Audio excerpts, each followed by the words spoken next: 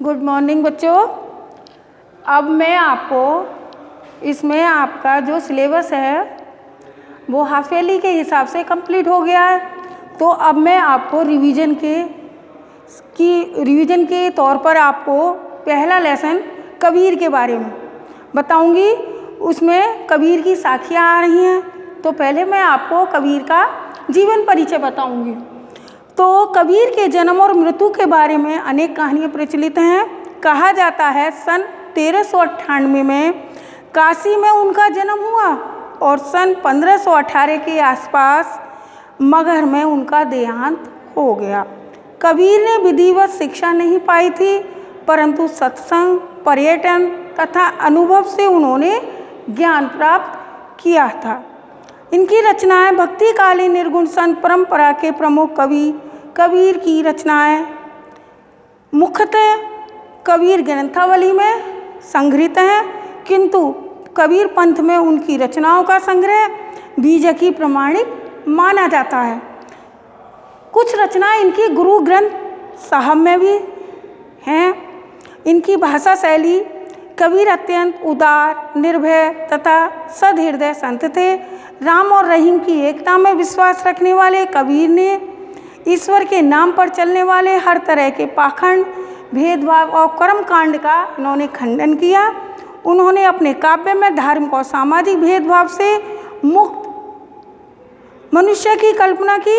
ईश्वर प्रेम, ज्ञान तथा वैराग्य, गुरु भक्ति, सत्संग और साधु महिमा के साथ आत्मबोध और जगत बोध की अभिव्यक्ति उनके काव्य में हुई है।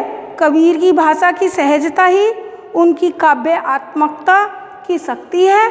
जनभाषा के निकट होने के कारण उनकी काव्य भाषा में दार्शनिक चिंतन को सरल ढंग से व्यक्त करने की शक्ति है। तो इनकी साखियाँ जिनमें कबीरदास ने लिखा है कि मान सरोवर सुभर जल, हंसा केल करार, मुक्ता फल मुक्ता चुगई, अब उड़ी अनंत न जाए।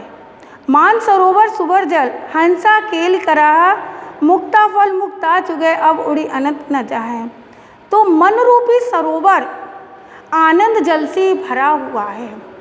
तो यहाँ पर कबीरदास जी कहते हैं कि हमारा मन रूपी सरोवर आनंद जल से भरा हुआ है, उसमें हमारी जीवात्मा रूपी हंस विहार करते हैं।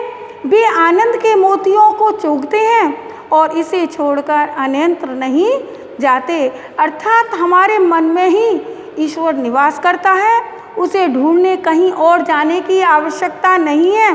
मन रूपी सरोवर आनंद जल से भरा हुआ है, उसमें हमारी जीवात्मा रूपी हंस विहार करते हैं। वे आनंद के मोतियों को चूगते हैं और इसे छोड़कर अन्यत्र नहीं जाते। अर्थात हमारे मन में ही ईश्वर निवास करता है, उसे ढूंढते कहीं और जाने की आवश्यकता नहीं है। यानी कि हमें उसे ढूंढने की कहीं आवश्यकता नहीं है, वो हमारे मन में ही निवास करता है। कौन? ईश्वर।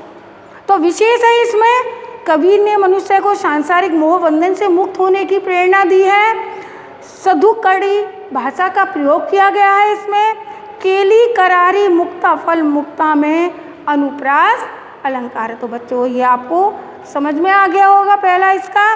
दूसरा है प्रेमी ढूंढत में फिरो, प्रेमी न मिलिए कोई, प्रेमी को प्रेमी मिले सब विष अमृत हो। दोबारा से देखिए इसको।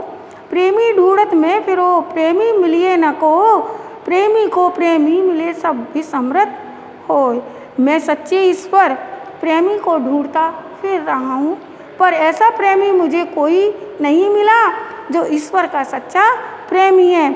उसे ही प्रेमी मिलता है और जब ऐसा होता है, जो ईश्वर का सच्चा प्रेमी है उसे ही प्रेमी मिलता है, और जब ऐसा होता है तब मन की सारी बुराइयों का विष अच्छाइयों का अमृत बन जाता है।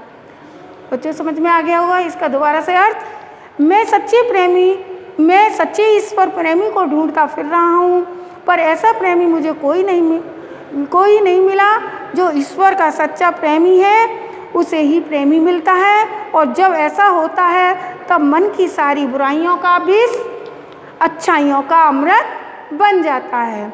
तो इसका विशेष यहाँ कबीर ने निर्गुण ईश्वर के प्रेम को पाने की इच्छा व्यक्त की है और प्रेम शब्द की बार बार आवृत्ति में काव्य में चमत्कार उत्पन्न हुआ है।